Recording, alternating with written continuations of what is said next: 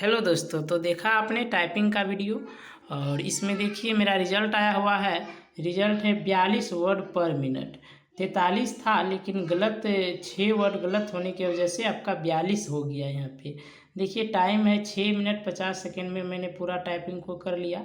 Word जो है total 300 word type हुआ है और करेक्ट जो है 294 वर्ड हुआ है। 6 जो है रोम हो गया है। वहाँ बेल्ट्रॉन में 250 वर्ड ही पर यानी कि आपका 10 मिनट में 250 ही वर्ड रहता है।